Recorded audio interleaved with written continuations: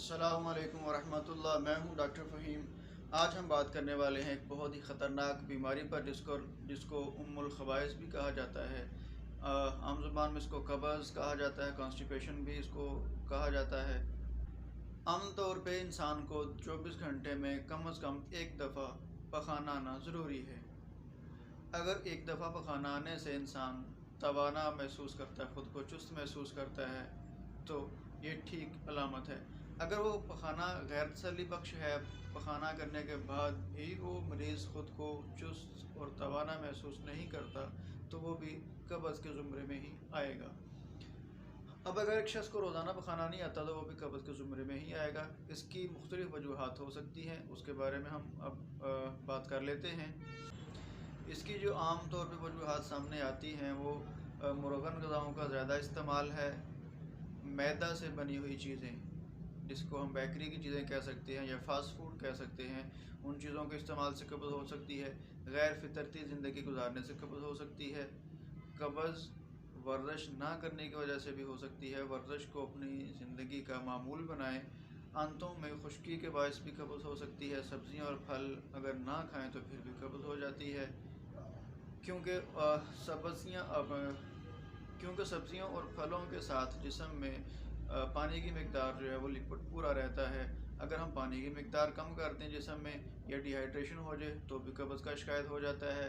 اگر چاول زیادہ کھا لیں یا ایسی غذائیں جو اس تاثیر میں خشک زیادہ ہوں، جیسے چاول ہیں، کریلے ہیں یا بینگن ہیں، گرم چیزیں خشک ہیں، تو ان چیزوں کے استعمال سے بھی قبض ہو جاتی ہے۔ مختلف ایلوپیتھک ادویات ہیں، جب ان کو لمبے عرصے تک استعمال کریں گے تو ان سے بھی قبض ہو جاتی ہے۔ سگریٹ نوشی اور دیگر منشیات جو ہیں ان سے بھی قبض ہو جاتی ہے۔ تو بہت سارے جو ہیں وہ فیکٹر ہیں قبض ہونے کے، تو ہمیں ان فیکٹر کو، ان وجوہات کو ڈھونڈنا ہے کہ وہ کس وجہ سے قبض کا باعث بنے ہوئے کہ وہ کس وجہ سے قبض کا باعث ہے۔ اب ہم بات کرتے ہیں اس کے علاج کے بارے میں۔ اگر ہم ہومیوپیتھی کے حوالے سے بات کرتے ہیں، ہومیوپیتھی میں اس کا بڑا ہی آسان اور مفید علاج ہے۔ سب سے پہلے جی ہمارے پاس جو میڈیسن ہے وہ نیکس وومیکا، اگر ہم اس کو لو پوٹینسی میں یوز کروائیں تو وقتی طور پہ قبض ٹھیک ہو جاتی ہے، لیکن ہم اس کو ہائی پوٹینسی میں یوز کروائیں تو مریض کی جان آسان ہو جاتی ہے، اس کی جو تکلیف ہے وہ آسان ہو جاتی ہے۔ اس کے مریض عام طور پر غیر فطرتی زندگی گزارنے والے ہوتے ہیں، عیاشی کی زندگی گزارنے والے ہوتے ہیں، غیر سنجیدہ لوگ بھی کہہ سکتے ہیں اس کو، سگریٹ، شراب نوشی اور مرغن غذائیں اور مختلف چیز جو ہیں اور مختلف طرح کے جو نشے ہیں وہ بھی یہ لوگ یوز کرتے ہیں۔ تو ان لوگوں میں اگر قبض ہو جائے تو نیکس وومیکا جو ہے وہ اوپر کی طاقتوں میں، اونچی طاقتوں میں 1 mg میں 200 طاقت میں استعمال کروانے سے جو ہے وہ قبض دور ہو جاتی ہے۔ اور اس کا بڑا فائدہ یہ ہے کہ وہ ان چیزوں کے جو نقصان ہیں، سگریٹ کے یا شراب کے یا دوسری چیزوں کے، ان نقصان سے بھی بندہ بچ جاتا ہے، اور اس کی جو لت پڑ گئی ہے، اس کی جو عادت پڑ گئی ہے، اس عادت سے بھی بندہ محفوظ ہو جاتا ہے۔ اب دوسری میڈیسن کی بات کرتے ہیں ہم برائیونیا کی۔ برائیونیا 200 یا اس سے بھی اونچی پوٹینسی میں یوز کروانے سے اس سے کیا ہوگا، اس کا مریض کس طرح کا ہوتا ہے۔ برائیونیا کا مریض خشکی کا مارا ہوتا ہے۔ جہاں بات خشکی کی آئے گی وہاں برائیونیا سب سے پہلے آ جائے گی۔ ڈی ہائیڈریشن کے حوالے سے جسم میں خشکی ہے، یا ایسی خشک گرم غذائیں کھا لی ہیں اس کی وجہ سے خشکی ہے، یا بائی نیچر ہی اس کے جسم میں خشکی ہے، اس کو بڑی پرانی قبض رہتی ہے مریض کو، تو اس حوالے سے برائیونیا بھی میڈیسن سامنے آئے گی۔ اس مریض کا منہ خشک ہو سکتا ہے، اس کی آنتیں بھی خشک ہوں گی، سر پہ بھی خشکی سکری ہوگی، اور مریض کی سکن پہ دیکھیں تو وہ بھی خشکی کی مانند ہوگی، اس کو پخانہ سخت آئے گا۔ تو اس کے لیے برائیونیا 200 دیں گے تو مریض انشاءاللہ شفا یاب ہو جائے گا۔ تیسری میڈیسن ہمارے پاس آتی ہے پلمبم میٹیلیکم۔ پلمبم میٹیلیکم کا جو مریض ہے اس کا پخانہ گولیوں کی شکل میں ہوتا ہے۔ جب بکری کی مینگنیں ہوتی ہیں، مینگنوں کی طرح کا اس کا سیاہ رنگ کا پخانہ آئے گا، اور پیٹ کو ایسے احساس ہوگا کہ اندر کی طرف کھنچا ہوا ہے۔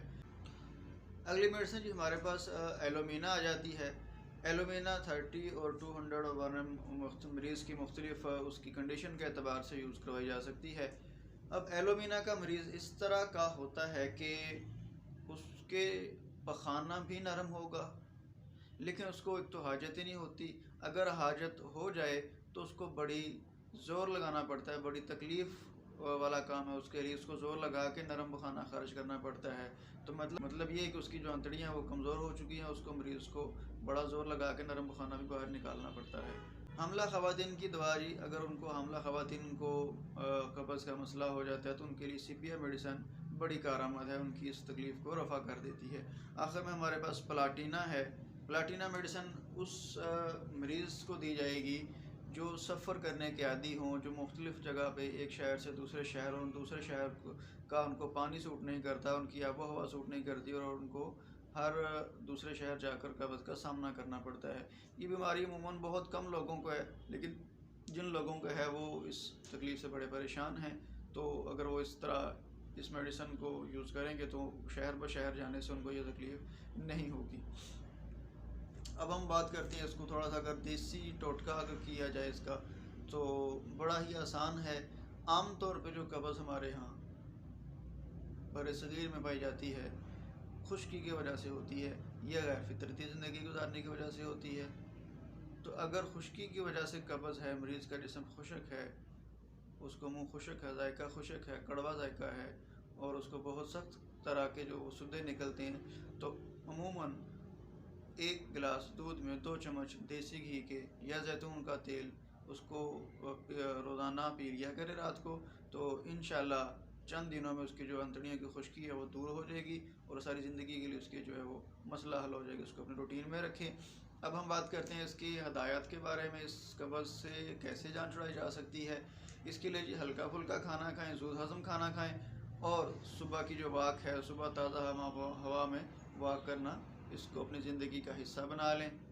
رات کو سونے سے پہلے پانی پی کر سوئیں، اور غذا کو چبا چبا کر کھائیں۔ کچھ لوگ غذا کو بڑی تیزی سے کھا لیتے ہیں، وہ سارا جو کام ہے دانتوں کا وہ معدے کو کرنا پڑتا ہے، تو دانتوں کا کام دانتوں سے لیں، معدے کا کام معدے سے لیں۔ ملتے ہیں ایک نئی ویڈیو میں، تب تک کے لیے اللہ حافظ۔